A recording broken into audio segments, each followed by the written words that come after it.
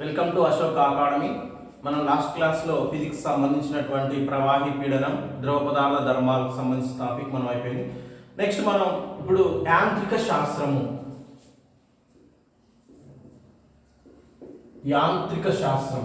Mechanics. So ఫిజిక్స్లో అత్యంత కీలకమైనటువంటి విభాగం, మరి ఇది అతి పురాతనమైన విభాగంగా దీన్ని మనం పరిగణిస్తాము. యాంత్రిక శాస్త్రం మెకానిక్స్ అని చెప్తున్నాం. మరి యాంత్రిక శాస్త్రం అంటే ఏంటి?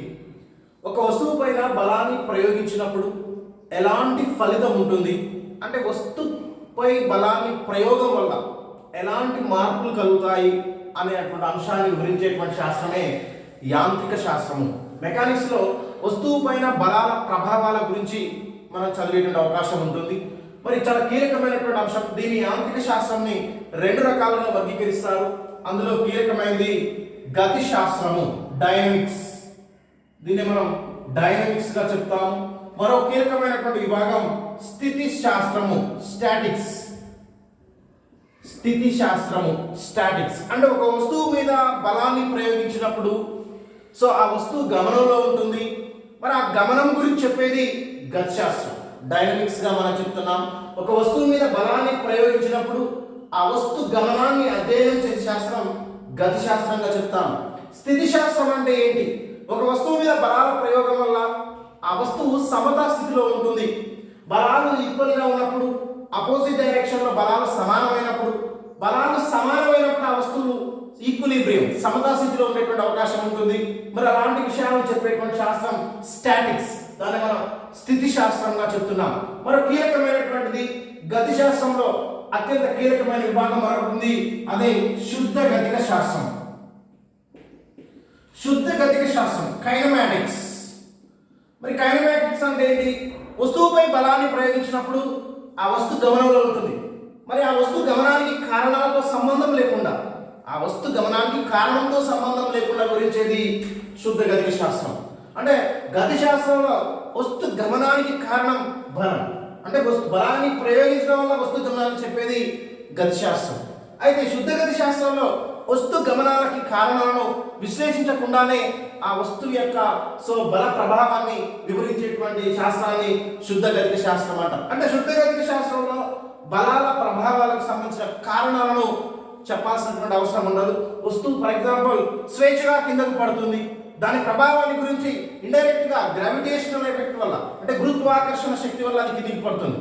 అలాంటి అంశాలు చెప్పే విషయంలో బలాల ప్రభావాలతో వాటి కారణాలతో సంబంధం లేకుండానే విశ్లేషణ శాస్త్రాన్ని శుద్ధగతి శాస్త్రంగా అంటున్నాం. మరి గతి శాస్త్రం అంటే వస్తువుపై బలాన్ని ప్రయోగించడం వల్ల ఆ వస్తు గమనాన్ని చెప్పేటువంటి శాస్త్రాన్ని గతి శాస్త్రంగా చెప్తాం. ముందుగా మనం చూద్దాం, ఈ యాంత్రిక శాస్త్రంలో అత్యంత కీలకమైనటువంటిది అంశాలను మనం డిస్కస్ చేద్దాం. దాంట్లో కీలకమైనటువంటి ముందుగా భౌతిక రాశి. భౌతిక రాశి అంటే దేని మనం ఒక ఫిజికల్ క్వాంటిటీ అంటున్నాం. ఒక భౌతిక రాశి అనగా మనం ఏమని చెప్పుకోవచ్చు? ఫర్ ఎగ్జాంపుల్ ఏదైనా ఒక విషయాన్ని కానీ ఏదైనా ఒక వస్తువుని కానీ మనం నిర్వచించాలి. ఫర్ ఎగ్జాంపుల్ మీ పొడవు ఎంత, సో మీ హైట్ ఎంత. మరి ఈ హైట్ చెప్పాలంటే ఖచ్చితంగా ఇక్కడ ఒక భౌతిక రాశిని ఉపయోగించాలి. మీ బరువు ఎంత అంటే ఆ బరువును చెప్పడానికి ఒక భౌతిక రాశిని ఉపయోగించాలి. అదే హైట్ అయితే ఖచ్చితంగా మనం సెంటీమీటరో, మీటరో, ఫీట్సో, ఇంచులో వాటెవర్, సో ఏదో ఒక భౌతిక రాశి. అంటే ఆ వస్తువుని వివరించడానికి, ఆ దృగ్విషయాన్ని వివరించడానికి, నిర్వచించడానికి ఖచ్చితంగా మనం ఒక ఫిజికల్ క్వాంటిటీని మనం తీసుకోవాలి. దాన్ని మనం భౌతిక రాశి అంటున్నాం. అది ఖచ్చితంగా అలాంటి భౌతిక రాశి లేకుండా ఏ విషయాన్ని కూడా, వస్తువుని కూడా నిర్వచించలేము. అంటే వస్తువుని నిర్వచించడానికి కావాల్సింది భౌతిక రాశిగా చెప్తున్నాం. అందుకని ఒక విషయాన్ని కావచ్చు, ఒక దృగ్విషయాన్ని కావచ్చు, ఒక ఫినామినాన్ని కావచ్చు, ఒక వస్తువుని కావచ్చు, ఏ అంశాన్నైనా కానీ వివరించడానికి కావాల్సింది భౌతిక రాశి. మరి ఈ భౌతిక రాశి ఎన్ని రకాలుగా ఉంటాయంటే, భౌతిక రాశి ఎగ్జాంపుల్ తీసుకున్నట్లయితే పొడవు ఒక భౌతిక రాశి, కాలం ఒక భౌతిక రాశి, ద్రవ్యరాశి ఒక భౌతిక రాశి, ఇలా ఘనపరిమాణం ఒక ద్రవ్యరాశి. ఇలా చెప్పుకుంటూ పోతే ఫిజిక్స్ లో చాలా భౌతిక రాశులు ఉన్నాయి. అంటే ఒక విషయాన్ని కానీ ఒక అంశాన్ని కానీ వివరించడానికి, నిర్వచించడానికి కావాల్సినటువంటి దాన్ని మనం భౌతిక రాశిగా మనం చెప్తున్నాము. భౌతిక రాశులు బేసికల్ గా రెండు రకాలుగా వర్గీకరిస్తారు. అందులో ఒకటి సదిశ రాశి, మనకు తెలుసు సదిశ రాశి, ఇట్స్ ఏ వెక్టార్ అంటున్నాం. మరో కీలకమైనది అదిశ రాశి. ఎక్కువసార్లు ఎగ్జామ్ లో మనకు ఈ పి ఏరియా నుంచి అడిగిన బిట్ ఏంటంటే క్రింది వాటిలో సదిశ రాశిని గుర్తించండి. సో వెక్టార్ ఏంటిది అన్న అంశం మీద అడిగారు. మరొకటి ఈ కింది వాటిలో అదిశ రాశి ఏంటిది అంటే స్కేలార్ అనేది ఏంటిది అనే అంశాన్ని మనకు చెప్పుగా అడగడం జరిగింది. అంటే భౌతిక రాశులను వివరించడానికి రెండు కీలకమైన అంశాలు తీసుకుంటాం. అందులో ఒకటి పరిమాణం అంటే మ్యాగ్నిట్యూడ్ తీసుకుంటాం, మరొకటి దాని యొక్క దిశ డైరెక్షన్ చెప్తుంది. అంటే ఈ డైరెక్షన్ పరిమాణం రెండు అంశాలను బేస్ చేసుకుని భౌతిక రాశిని వివరిస్తారు. సో కాబట్టి సదిశ రాశి అదిశ రాశి, సదిశ రాశికైనా అదిశ రాశికైనా ఏ భౌతిక రాశికైనా పరిమాణం అనేది ఉంటుంది ఖచ్చితంగా. వస్తువు ద్రవ్యరాశి, వస్తువు అంటే ఏంటి? ద్రవ్యరాశిని వస్తువు అంట. ఆ పదార్థం యొక్క పరిమాణమే ద్రవ్యరాశిగా చెప్తున్నాం. అది ఘన పదార్థం కావచ్చు, ద్రవ పదార్థం కావచ్చు, వాయు పదార్థం కావచ్చు, ఆ పదార్థం యొక్క పరిమాణాన్ని ద్రవ్యరాశి అంటున్నాం. అంటే ప్రతి పదార్థానికి కూడా ప్రతి వస్తువుకు కూడా ద్రవ్యరాశి అనేది కంపల్సరీ. ద్రవ్యరాశి లేనిది వస్తువును నిర్వచించలేము.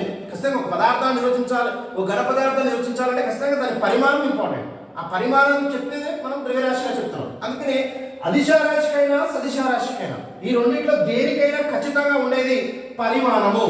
ఖచ్చితంగా పరిమాణం అనేది కంపల్సరీ అంశంగా మనం తీసుకుంటాం. ఇది కంపల్సరీ ఉంటుంది. ఒక సదిశ రాశికి ఉంటుంది, అదిశ రాశికి ఉంటుంది, రెండింటికి కూడా ఉంటుంది. మరి కొన్ని రాశులకి కొన్ని అంశాలకి దిశ అనేది ఉండదు.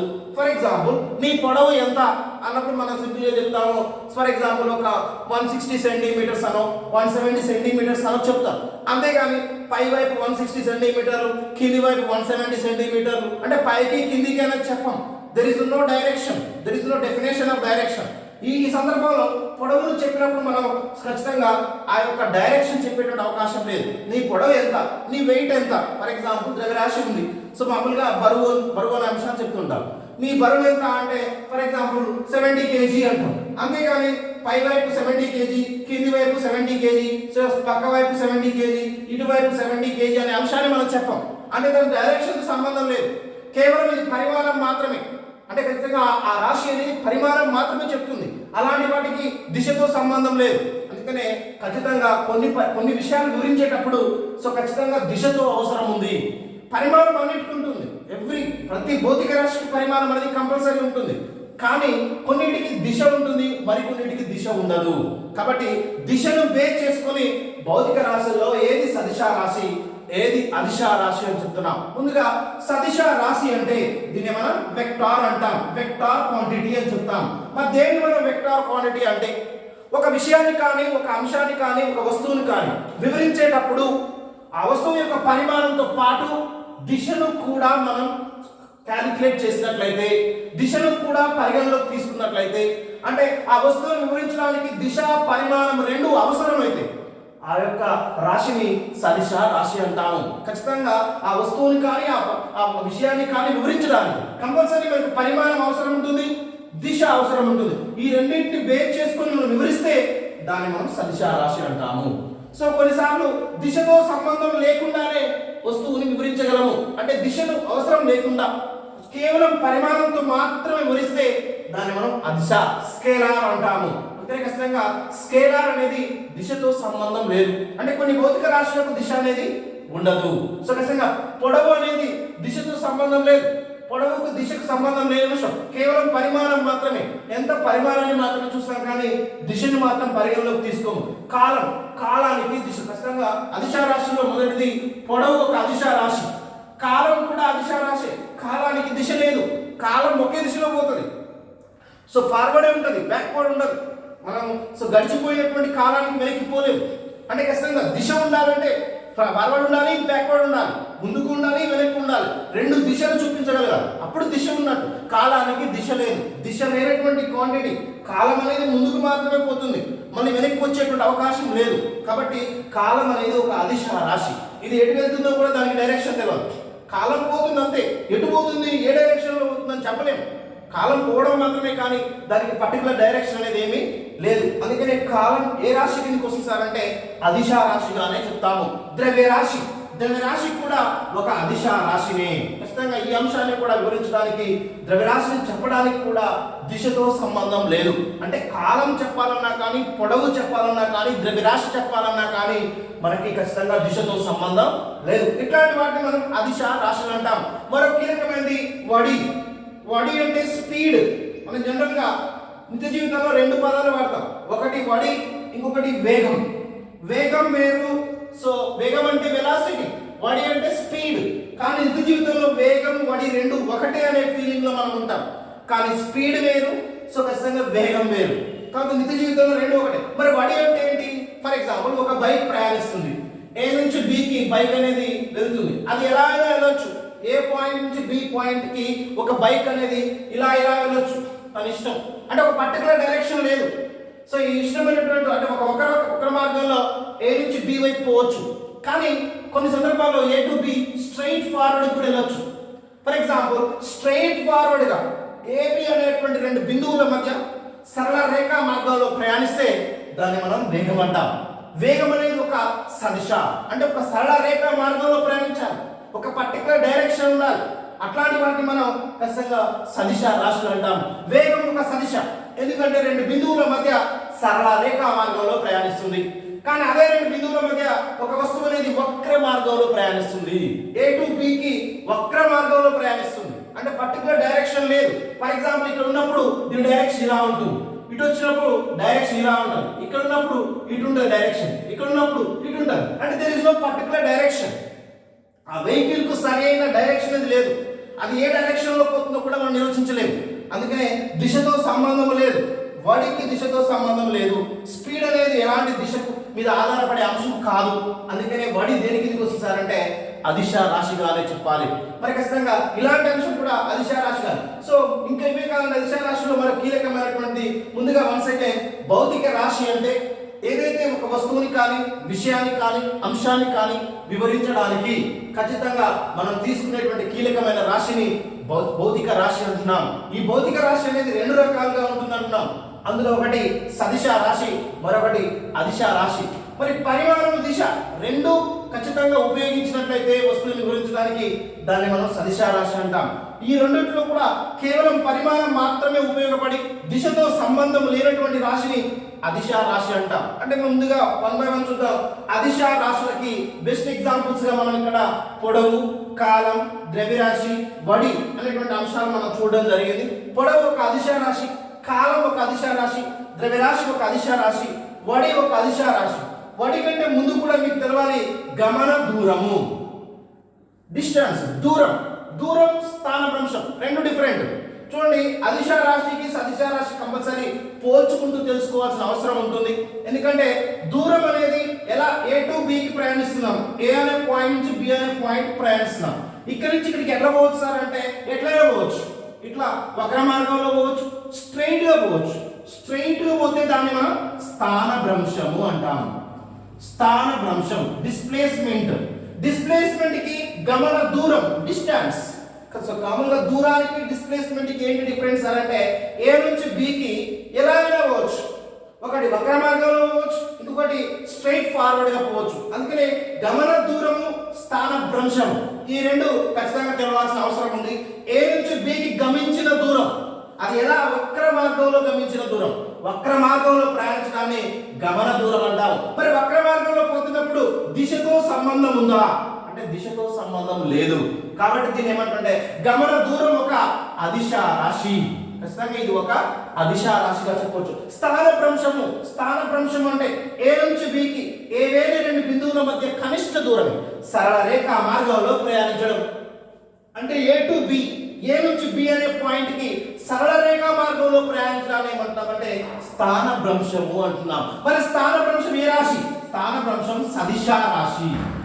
ఎందుకు? స్థానభ్రంశం అనేది ఒక పర్టికులర్ దిశ అనేది ఇక్కడ ఉంది. స్థానభ్రంశాన్ని వివరించడానికి సరైనటువంటి సరళ రేఖ మార్గం మనం తీసుకున్నాం. ఏ రెండు బిందువుల మధ్య కనిష్ట దూరం, ఖచ్చితంగా కనిష్ట దూరం ఇది. మీరు అర్థం చేయండి, ఏబికి మధ్య దూరము స్థానభ్రంశం కనిష్ట దూరం అయింది. కానీ ఏ నుంచి బికి గమన దూరం గరిష్ట దూరం అవుతుంది, చాలా ఎక్కువ ఉంటుంది. చూడండి, ఏ టు బికి స్ట్రైట్ లైన్ తక్కువ దూరం ఉంటుంది, కానీ ఇలా వక్ర మార్గం ఎక్కువ దూరం ఉంటుంది. అందుకనే ఏ రెండు బిందువుల మధ్య కనిష్ట దూరాన్ని స్థానభ్రంశము అంటాము. స్థానభ్రంశం ఒక సదిశ రాశిగా మనం చెప్పుకోవచ్చు. గమన దూరం ఒక అదిశ రాశిగా మనం చెప్పుకోవచ్చు. మరొక కీలకమైన అంశం వడి మరియు వేగం. ఇప్పుడు ఆల్రెడీ మనం ఒక విషయాన్ని మనం డిస్కస్ చేయడం జరిగింది. వడి అంటే ఏంటి, వేగం అంటే ఏంటి, ఈ రెండింటికి మధ్య కంపల్సరీ కంపారిజన్ తెలవాల్సిన అవసరం ఉంటుంది. వడి అంటే ఇప్పుడే చెప్పిన వడి అంటే ఏదైనా ఒక వస్తువు ప్రమాణ కాలంలో గమించిన దూరం. వడి అంటే స్పీడ్. స్పీడ్ ఏంటి? కాలం పరంగా, అంటే కాలాన్ని బేస్ చేసుకొని ప్రమాణ కాలంలో గమించిన దూరం. మరి ఇది ఏ మార్గంలో? వక్ర మార్గంలో. ఖచ్చితంగా వస్తువు వక్ర మార్గంలో ప్రయాణిస్తుంది కాబట్టి వడి అనేది ఒక అదిశ రాశి. ఖచ్చితంగా వడి అంటే సింపుల్ ఏం రాయొచ్చు? వడి ఈజ్ ఈక్వల్ గమించిన దూరము, గమించిన దూరము బై కాలము. దీన్ని మనం వడి అంటున్నాం, దీన్ని మనం స్పీడ్ అంటున్నాం. మరి వేగం అంటే ఏంటి? వెలాసిటీ. వేగం అంటే స్థాన భ్రంశం బై కాలం, స్థాన భ్రంశం బై కాలం. అంటే కాలంతో పాటు స్థాన భ్రంశం, ప్రమాణ కాలంలో జరిగినటువంటి స్థాన భ్రంశాన్ని వేగం అంటాం. మరి వేగానికి వడికి మధ్య డిఫరెన్స్ ఏంటి? గమించిన దూరం ఒక అదిశ రాశి, వక్ర మార్గంలో ప్రయాణించడం. స్థాన భ్రంశం ఒక సదిశ రాశి, సరళ రేఖా మార్గంలో ప్రయాణించడం. అంటే ఖచ్చితంగా వడి అనేది ఒక అదిశ, వడి అనేది ఒక అదిశ రాశి. వేగం అనేది ఒక సదిశ, సదిశ రాశిగా మనం చెప్పుకోవచ్చు. ఖచ్చితంగా వడి. మరి యావరేజ్, దీన్ని మనం సగటు వడి, సగటు వడి, యావరేజ్ స్పీడ్. సగటు వడి ఈజ్ ఈక్వల్ గమించిన మొత్తం దూరం బై కాలం.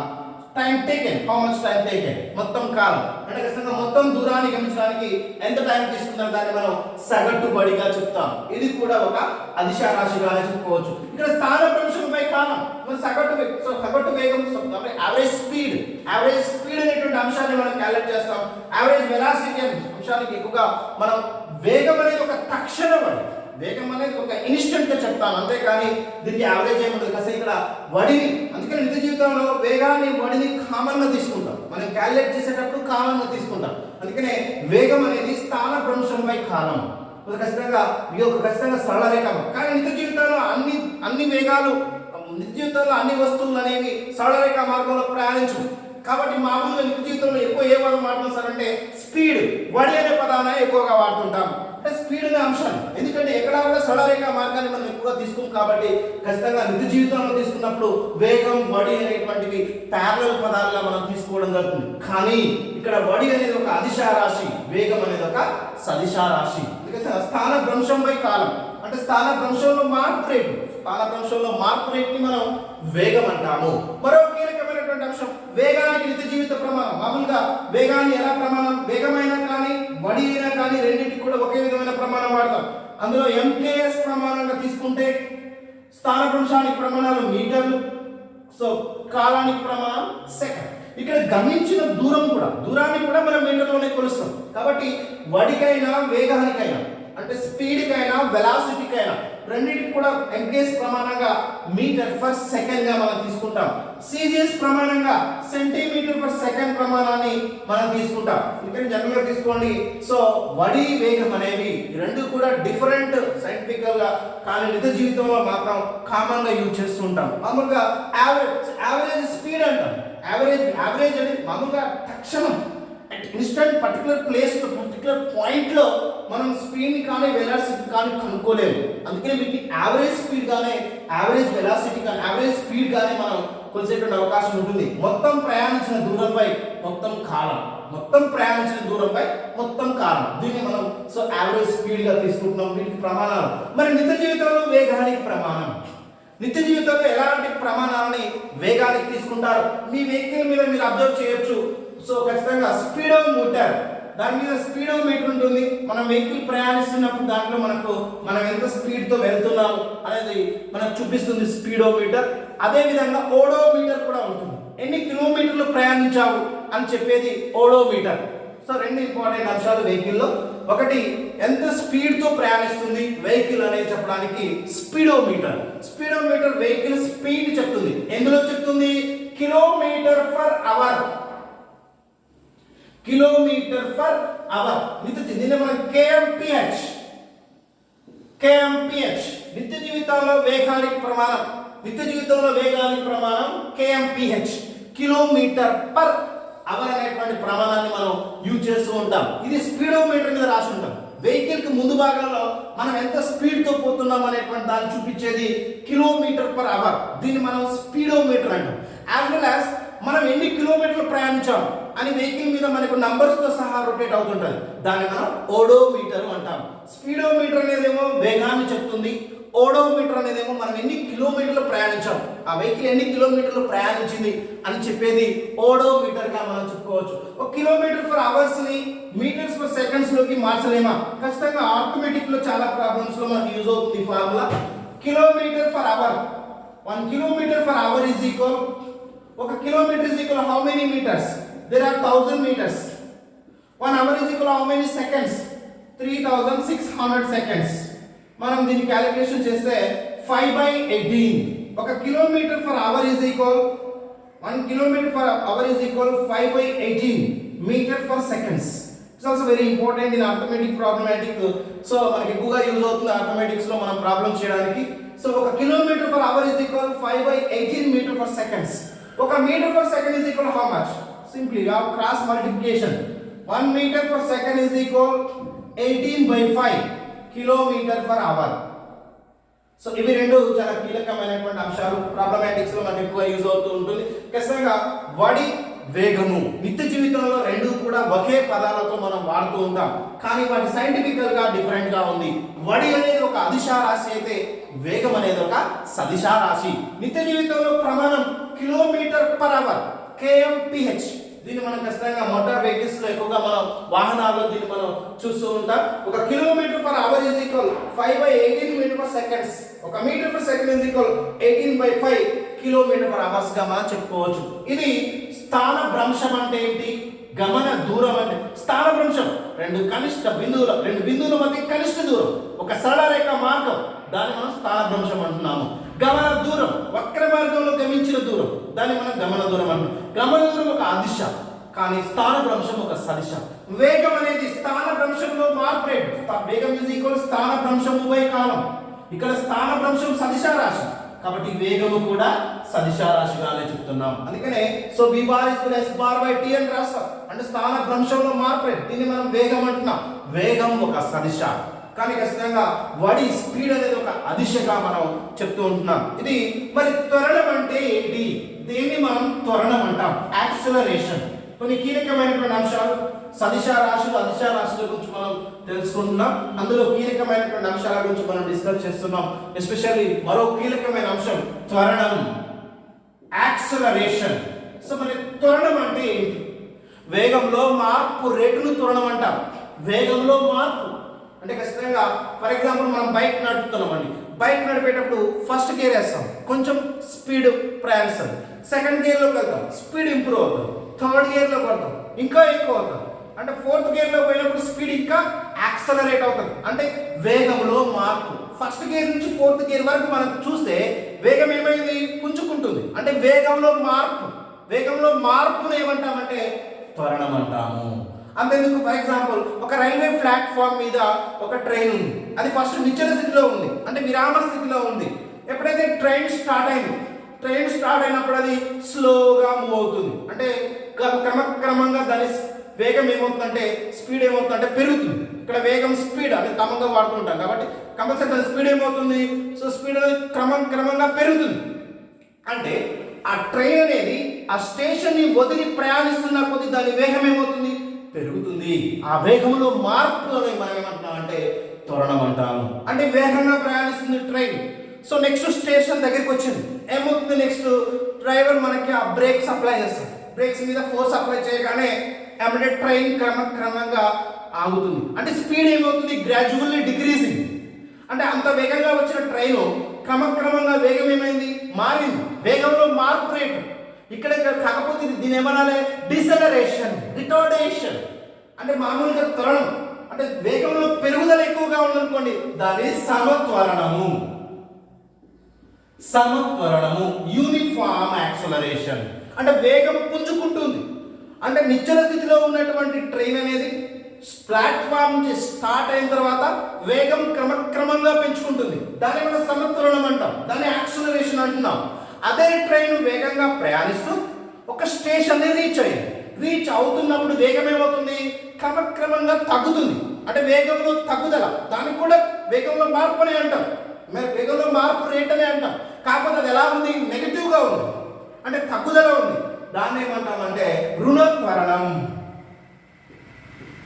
రుణత్వరణం దీన్ని మనం డిసలరేషన్, దీన్ని మనం రిటార్డేషన్ గా మనం చెప్తాం. అందుకనే త్వరణం అనేది సమత్వరణంగా ఉండవచ్చు, రుణత్వరణంగా ఉండవచ్చు. అంటే వేగంలో పెరుగుదలైనా తరుగుదలైనా రెండు కూడా త్వరణంగానే చెప్తాము. అంటే త్వరణం అనేది ఖచ్చితంగా సమత్వరణంగాను రుణత్వరణంగా చెప్తాం. ఇవి రెండు కూడా సదిశ రాశులే.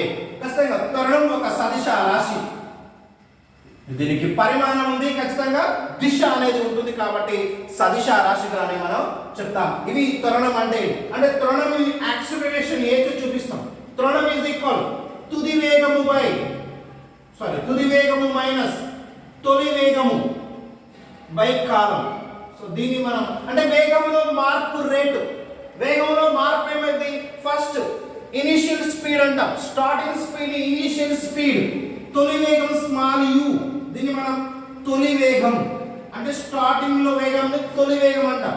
నెక్స్ట్ ఫైనల్ వెలాసిటీ తుది వేగం అంటే ఒక సర్టెన్ టైం తర్వాత దాని వేగం, దాన్ని మనం v చే చూపిస్తాం, తుది వేగము అంటాం. కాలాన్ని t చే చూపిస్తాం. అందుకని ఖచ్చితంగా ఒక వస్తువు యొక్క తొలి వేగాల మధ్య డిఫరెన్స్, దీన్ని మనం వేగంలో మార్పు రేట్ అంటాం. అంటే ఒక ట్రైన్ అనేది ఒక సర్టెన్ కాలం తర్వాత కొంత వేగాన్ని పుంజుకుంది, ఆ వేగంలో తేడా ఏంటి సార్ అంటే తుది వేగము మైనస్ తొలి వేగం అంటే కొంత వేగం. v మైనస్ u అంటే తుది వేగము మైనస్ తొలి వేగం. ఫస్ట్ అది రైల్వే ప్లాట్ఫామ్ మీద ఉన్నప్పుడు ట్రైన్ అనేది అది కాన్స్టెంట్ గా ఉంటుంది. కాన్స్టెంట్ గా ఉందంటే ఏంటి, దాని వేగం 0, ఇంకా స్టార్ట్ అవ్వలేదు, డ్రైవర్ రాలేదు, స్టార్ట్ చేయలేదు, కాబట్టి ఆ ట్రైన్ అనేది ఖచ్చితంగా విరామ స్థితిలో ఉంది అంటాం. అప్పుడు దాని వేగం v.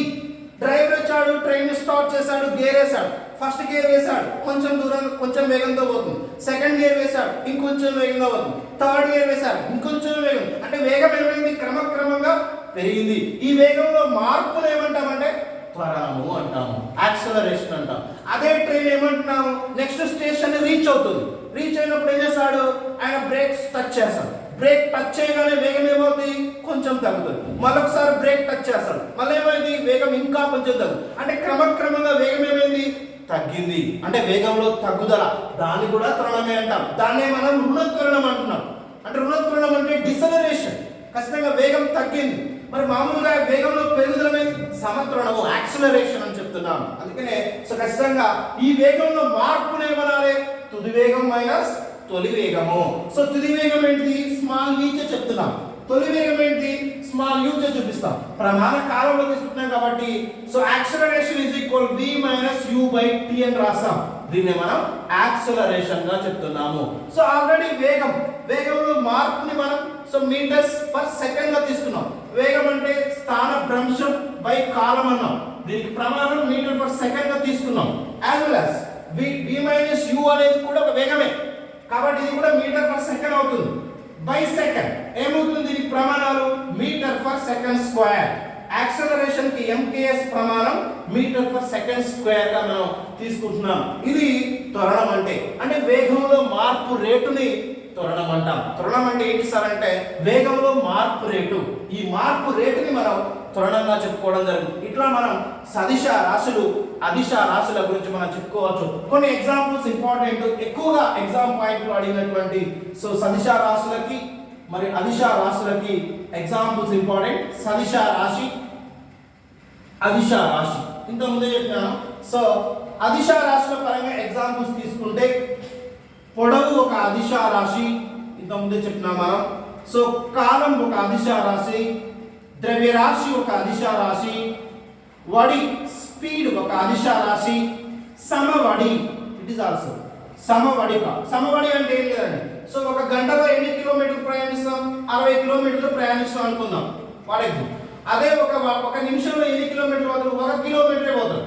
అదే ఒక సెకండ్ లో అయితే 1/60 కిలోమీటర్స్ పోతారు. అంటే కాల వ్యవధి ఎంత చిన్నమైనప్పటికీ గంట అనేది పెద్ద అవధి లిమిట్, కానీ ఒక సెకండ్ చిన్న లిమిట్. అంటే కాల వ్యవధి ఎంత చిన్నమైనప్పటికీ సమాన కాల వ్యవధుల్లో సమాన దూరాలు ప్రయాణిస్తాయి.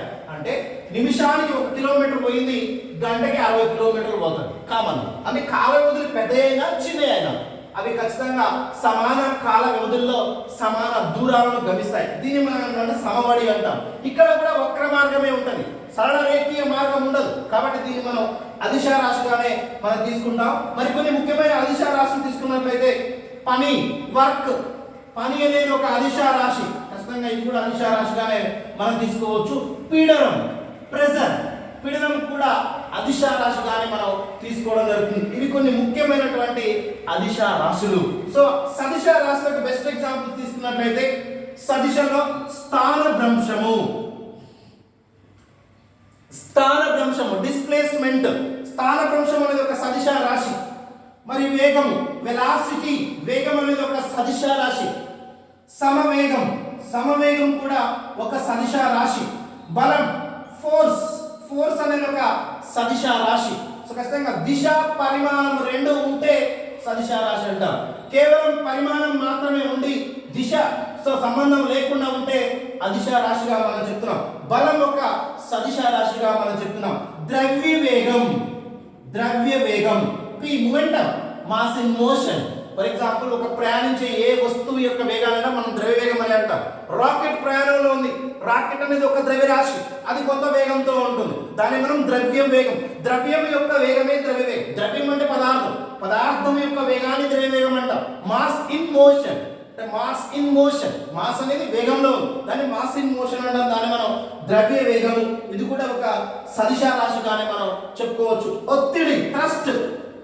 సో ఒత్తిడి అనేది కూడా ఒక సదిశ రాశిగానే మనం చెప్తాం. ఇవన్నీ కూడా బెస్ట్ ఎగ్జాంపుల్స్ గా మనం తీసుకోవచ్చు. కొన్ని ముఖ్యమైనటువంటి సదిశ రాశులు, అదిశ రాశులు అంటే ఏంటనే అంశాన్ని మనం తీసుకోవడం జరిగింది. సో మరో కీలకమైనటువంటి అంశం, సో శుద్ధ గతిక శాస్త్రంలో అత్యంత కీలకమైన అంశాన్ని మనం ముందుగా చూద్దాం.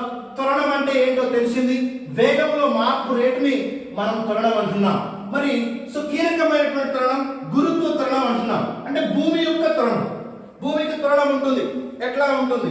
భూమి ఎదురుగా ఉన్న వస్తువును తన వైపుకు ఆకర్షించుకుంటుంది. ఫర్ ఎగ్జాంపుల్ సో యాపిల్ అనేది కిందికి వేగంగా, యాపిల్ స్టార్టింగ్, ఫర్ ఎగ్జాంపుల్ ఇది భూమి ఎర్త్ అండి, ఇక్కడ యాపిల్ ఉంది, యాపిల్ మీద భూమి యొక్క ఆకర్షణ బలం ఉంది, యాపిల్ ని భూమి ఆకర్షిస్తుంది. అయితే ఇది భూమిని చేరేసరికి దీని వేగం ఏమవుతుంది? క్రమక్రమంగా పెరుగుతుంది. స్టార్టింగ్ లో ఉన్న వేగం తొలి వేగం, అది భూమిని చేరేసరికి దాని వేగం తుది వేగం పెరుగుతుందండి.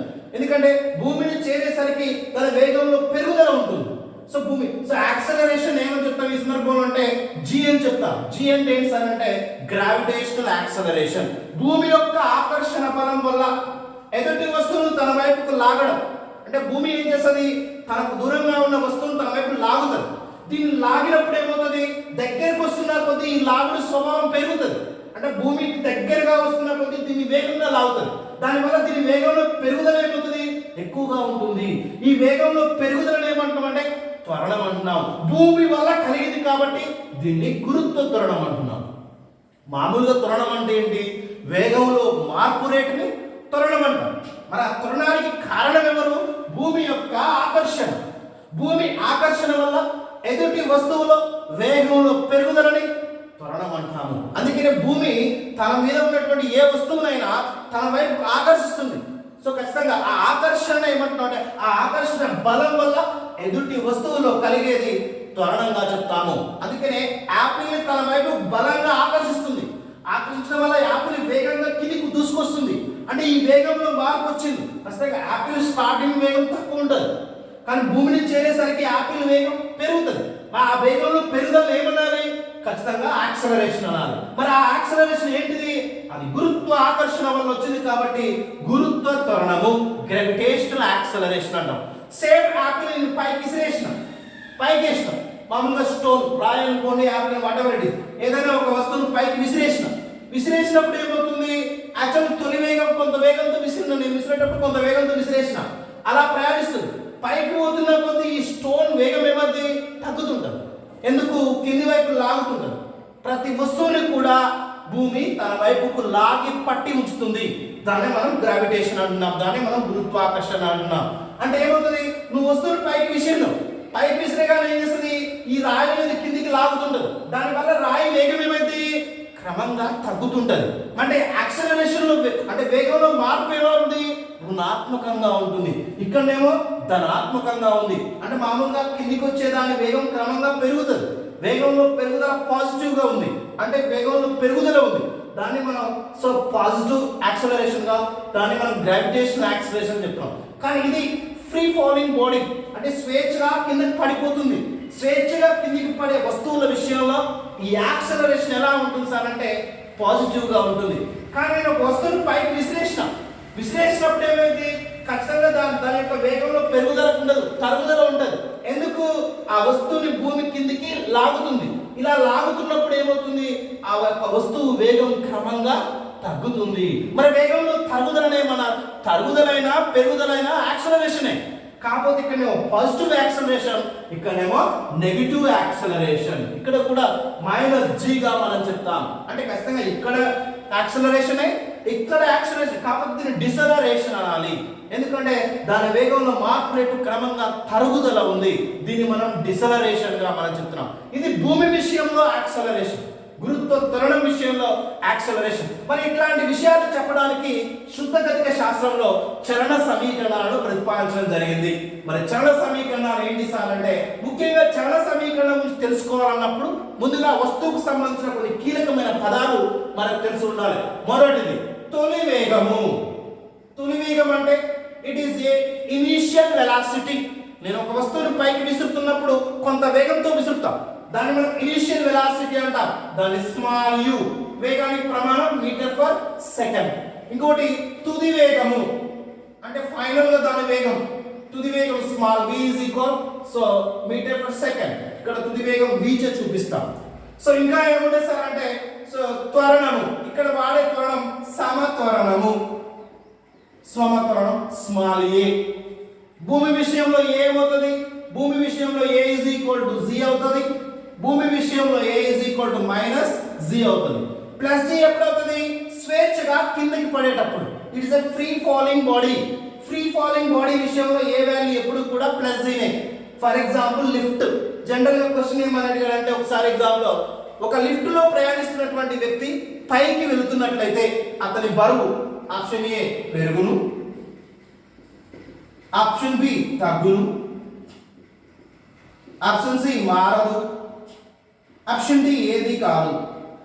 ఈ ఏరియా నుంచి మనకి జనరల్ గా గతంలో అడిగిన ప్రశ్న ఏంటి సార్ అంటే, ఒక లిఫ్ట్ లో ప్రయాణిస్తున్నటువంటి వ్యక్తి పైకి వెళ్తున్నాడు, అయితే అతని బరువు ఏమవుతుంది, ఆప్షన్ ఏ పెరుగుతుంది, ఆప్షన్ బి తగ్గుతుంది, ఆప్షన్ సి మారదు, ఆప్షన్ డి ఏది కాదు. ఫర్ ఎగ్జాంపుల్ ఇది లిఫ్ట్ అనుకుందాం. స్వేచ్ఛగా కిందికి పడేటప్పుడు అంటే లిఫ్ట్ నుంచి కిందికి వస్తున్నప్పుడు, స్వేచ్ఛగా పైకి విసిరినప్పుడు అంటే లిఫ్ట్ నుంచి పైకి పోతున్నప్పుడు. జనరల్గా ఏ సందర్భంలో తీసుకున్నా కానీ యాక్సలరేషన్ ఉంటుంది. ఖచ్చితంగా యాక్సలరేషన్ ఎలా ఉంటుంది సార్ అంటే, పైకి పోయేటప్పుడు ఏంటంటే ఇట్ ఈస్ అడిషనల్ యాక్సలరేషన్. యాక్చువల్గా గ్రావిటేషనల్ యాక్సలరేషన్ ఉంటుంది, కానీ వస్తువును మనం విసిరిన బలం వల్ల, అంటే నువ్వు విసిరేయడం వల్ల కొంత యాక్సలరేషన్ అడిషనల్ గా ఉంటుంది. భూమి యాక్సలరేషన్ ఉంటుంది, అడిషనల్ యాక్సలరేషన్ ఉంటుంది. అలాంటప్పుడు ఇక్కడ మొత్తం g వాల్యూని ఎలా తీసుకోవాలంటే g plus a, gravitational acceleration plus మనం విసిరిన యాక్సలరేషన్ గా తీసుకుందాం. అందుకనే పైకి విసిరిన వస్తువుల విషయంలో ముఖ్యంగా లిఫ్ట్ లో ప్రయాణిస్తున్నప్పుడు ఉన్నటువంటి యాక్సలరేషన్ తో పాటు అడిషనల్ యాక్సలరేషన్ తీసుకోవాలి. అలా కాకుండా కిందికి పడేటప్పుడు, మామూలుగా కిందికి పడేటప్పుడు ఆటోమేటిక్ గ్రావిటేషన్ యాక్సలరేషన్ ఉంటుంది, మన గ్రావిటేషన్ యాక్సలరేషన్ ఉంటుంది. కానీ వస్తువు యాక్సలరేషన్ ఏం చేయాలి, మైనస్ చేయాలి. ఇక్కడ వస్తువుకు సంబంధించిన యాక్సలరేషన్ ఏమవుతుందంటే -g అవుతుంది. ఎందుకు సార్ అంటే, కిందికి వచ్చేటప్పుడు మొత్తం గ్రావిటేషన్ యాక్సలరేషన్ ఉంటుంది, అడిషనల్ యాక్సలరేషన్ అనేది మైనస్ గా ఉంటుంది. అంటే ఉన్న గ్రావిటేషన్ లో నుంచి ఈ అడిషనల్ యాక్సలరేషన్ తీస్తే అప్పుడు యాక్చువల్ యాక్సలరేషన్ ఉంటుంది. కానీ ఇక్కడ పైకి వెళ్ళేటప్పుడు మాత్రం గ్రావిటేషనల్ యాక్సలరేషన్ ఉంటుంది, as well as additional acceleration ఉంటుంది. కాబట్టి ఇక్కడ యాక్సలరేషన్ విలువ పెరుగుతూ ఉంటుంది. మనం అనుకుంటాం g వాల్యూ తగ్గుతుంది కదా అని. g వాల్యూ తగ్గడం అంటే మార్పు నెగిటివ్. ఇక్కడ మైనస్ అనేది కేవలం డైరెక్షన్ గా చూపిస్తుంది, అంతేకాని యాక్సలరేషన్ పెరుగుదల తరుగుదలని కీలకంగా లిఫ్ట్ లాంటి విషయాల్లో g విలువలు మార్పులు చాలా తక్కువ.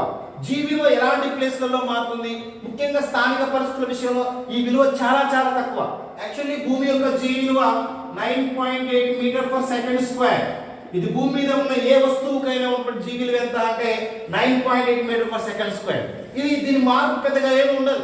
జీ విలువలో మార్పులు భూమి మీద లిఫ్ట్లలో ప్రయాణించేంత మాత్రాన జీ విలువలో పెద్దగా మార్పులు అనేవి ఉండవు. ఎక్కువ దూరాలకు ప్రయాణించడం అంటే భూమి నుంచి అంతరిక్షంలోకి వెళ్ళినప్పుడు అప్పుడు జీ విలువలో మార్పులు మనం పరిగణలోకి తీసుకుంటాం. కానీ భూమి మీద జరిగే వాటిల్లో స్లైట్ డిఫరెన్స్, స్థానిక పరిస్థితులు అంటాం వీటిని, అట్లాంటి కాల జీవుల్లో స్లైట్ మాత్రమే చేంజెస్ ఉంటాయి. కానీ లిఫ్ట్లో పైకి వెళ్ళేటప్పుడు విషయంలో మాత్రం ఏమవుతుందంటే కొంత జీవులతో పాటు వస్తువు ఎడిషనల్ యాక్సలరేషన్ పొందుతుంది. అంటే కొంత యాక్సలరేషన్ ఎడిషనల్ గా వస్తుంది. అందువల్ల ఏమవుతుందంటే యాక్సలరేషన్ పెరిగింది. మరి యాక్సలరేషన్ పెరిగింది కాబట్టి వెయిట్ W=mg. ఎప్పుడైనా బరువు అనేది జీ విలువ మీద అంటే గ్రావిటేషన్ మీదనే ఆధారపడి ఉంటుంది.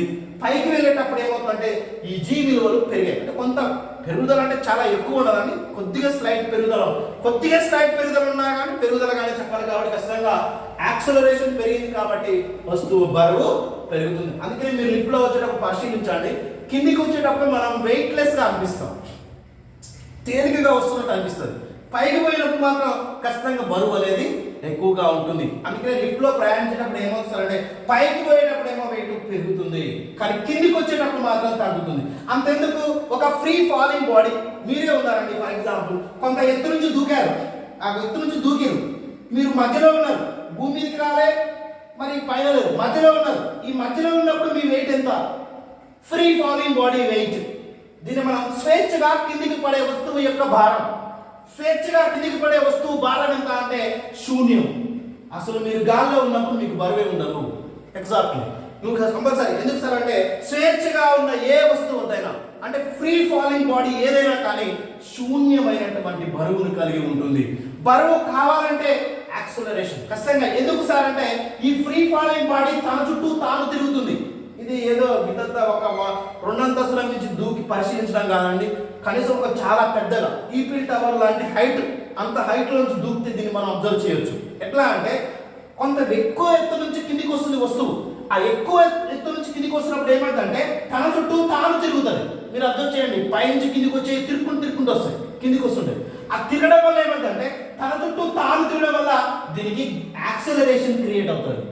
వేగంలో మార్పుని మనం యాక్సలరేషన్ అంటాం. అంటే వస్తువు తన చుట్టూ తాను తిరగడం వల్ల కొంత యాక్సలరేషన్ పొందింది, దీన్ని ఏ అంటాం. ఈ యాక్సలరేషన్ ఏమవుతుందంటే భూమి యొక్క యాక్సలరేషన్ కి సమానం అవుతుంది. ఫలిత యాక్సలరేషన్ ఎప్పుడు కూడా so a - g always 0. Net g ఏమవుతుందంటే 0 అవుతుంది. అంటే వస్తువు యాక్సలరేషన్ భూమి యాక్సలరేషన్ ఒక సందర్భంలో సేమ్ అయితే అలాంటప్పుడు ఏమవుతుందంటే ఫలిత యాక్సలరేషన్ 0 అవుతుంది. అందుకనే స్వేచ్ఛ పతన వస్తువు యొక్క భారం ఎప్పుడు కూడా శూన్యమే. పైనుంచి కిందికి పడుతున్నటువంటి ఏ వస్తువు భారమైనా శూన్యమే. ఇది కూడా ఇంపార్టెంట్ అంశంగా మనం చెప్పుకోవచ్చు. ఇది కీలకమైన అంశం. ఇక్కడ మనం తెలియాల్సింది లిఫ్ట్ లో పైకి పోతున్నప్పుడు బరువు పెరుగుతుంది, లిఫ్ట్ లో కిందికి వస్తున్నప్పుడు మాత్రం బరువు తగ్గుతుంది. కారణం ఏంటంటే యాక్సిలరేషన్స్ లో పెరుగుదల, యాక్సిలరేషన్స్ లో తగ్గుదలను మనం బేర్ చేసుకోవచ్చు. ఇక్కడ నుంచి మనం దీన్ని మనం ఎక్కువగా అర్థం చేసే అవకాశం ఉంటుంది.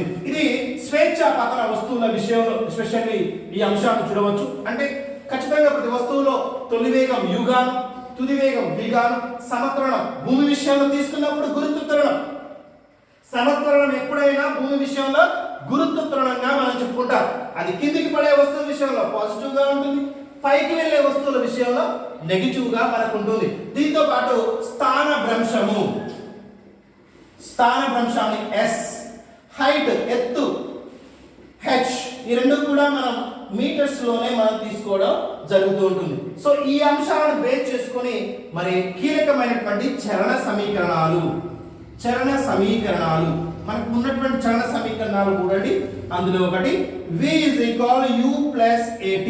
ఇందులో v అంటే తుది వేగము, u అంటే తొలి వేగము, a అంటే యాక్సలరేషన్, t అంటే కాలం. సో మరో కీలకమైనది s = ut + at². దీంట్లో s అనేది స్థాన భ్రంశము, u అనేది తొలి వేగము, t అనేది కాలము, a అనేది యాక్సిలరేషన్, t అనేది కాలం. సో ఇక్కడ మనం మూడవది v² - u² = 2as. ఇక్కడ v అంటే తుది వేగము, u అంటే తొలి వేగము, a అంటే యాక్సిలరేషన్, s అంటే స్థాన భ్రంశం. మరి ఈ మూడింటిని మనం చలన సమీకరణాలుగా మనం చెప్తాము. సో ఒక వస్తువు చలన సమీకరణం v = u + at, s = ut + ½ at², v square minus v square equal 2as అనే అంశాన్ని మనం తెలుసుకోవచ్చు. మరి వీటిని పైకి వెళ్ళే అంటే స్వేచ్ఛగా కిందికి పడే వస్తువుల విషయంలో, నిట్టనిలువుగా విసిరిన వస్తువుల విషయంలో ఎలా చెప్పవచ్చు? ఫర్ ఎగ్జాంపుల్ ఫస్ట్ చూద్దాం. స్వేచ్ఛ పతన వస్తువు. స్వేచ్ఛ పతన వస్తువు అంటే పైనుంచి ఫ్రీ ఫాలింగ్ బాడీ ఇలా వదిలేమనుకోండి కిందికి వస్తుంది. దీన్ని మనం స్వేచ్ఛగా కిందకి పడుతుంది. ఇది ఎందుకు పడుతుంది అని కారణం. అందుకనే బల ప్రభావాల కారణాలను చెప్పకుండా చెప్పేదే శుద్ధగతిక శాస్త్రం. మొత్తం కూడా శుద్ధగతిక శాస్త్రంగా మనం చెప్తాం. శుద్ధగతిక శాస్త్రం కైనమాటిక్స్ లో ఏంటంటే ఇది ఎందుకు పడుతుంది దానికి కారణంతో సంబంధం లేదు అనే అంశాన్ని చెప్పడమే శుద్ధగతిక శాస్త్రం. స్వేచ్ఛాపతన వస్తు విషయంలో ఈ మూడు సమీకరణాలు ఎలా ఉంటాయి? మరి స్వేచ్ఛాపతన వస్తు విషయంలో త్వరణం విలువ మారుతుంది. త్వరణం అనేది a ఈక్వల్ టు g అవుతుంది. కాబట్టి ఈ సమీకరణం ఫస్ట్ సమీకరణం ఎలా మారుతుంది? a is equal to g. స్వేచ్ఛాపతన వస్తు విషయంలో a ఈక్వల్ టు g. కాబట్టి ఫస్ట్ ఈక్వేషన్ ఎలా రాయొచ్చుస్తారంటే v is equal u plus gt. First సమీకరణం v is equal u plus gt. కానీ స్వేచ్ఛాపతన వస్తువు యొక్క తొలి వేగం 0. స్టార్టింగ్ వేగం ఎంత ఉంటుందండి? 0 ఉంటుంది. కాబట్టి ఇక్కడ u is equal to 0 you have to substitute. అంటే ఫస్ట్ ఈక్వేషన్ ఏమవుతుందంటే v is equal gt అవుతుంది.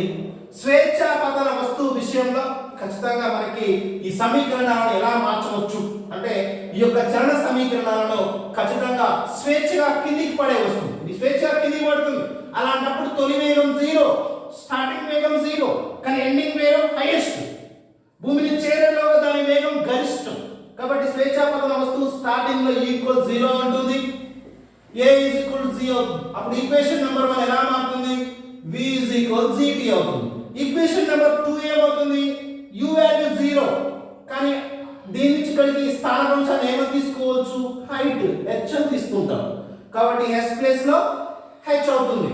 h is equal u value 0 gt square of a place లో g రాస్తాం కాబట్టి ఆఫ్ gt స్క్వేర్ గా మారుతుంది. మూడవ ఈక్వేషన్ తీసుకుంటే v అనేది ఒకే మాక్సిమం u 0 అవుతుంది, a g అవుతుంది. కాబట్టి v square is equal to 2g. s ఏమవుతుంది? h అవుతుంది. హైట్ తీసుకుంటాం కాబట్టి ఇక్కడ నుంచి v is equal under root 2gh అవుతుంది. ఇవి స్వేచ్ఛాపతన వస్తు విషయంలో చలన సమీకరణం. భూమి పరంగా ముఖ్యంగా గురుత్వ త్వరణాన్ని బేస్ చేసుకొని రాసినప్పుడు ఈ యొక్క స్వేచ్ఛాపతన వస్తు విషయంలో ఈక్వేషన్స్ ఇలా ఉంటాయి. మరి అదే నిట్టనిలువుగా పైకి విసిరిన వస్తు విషయంలో ఒక వస్తువు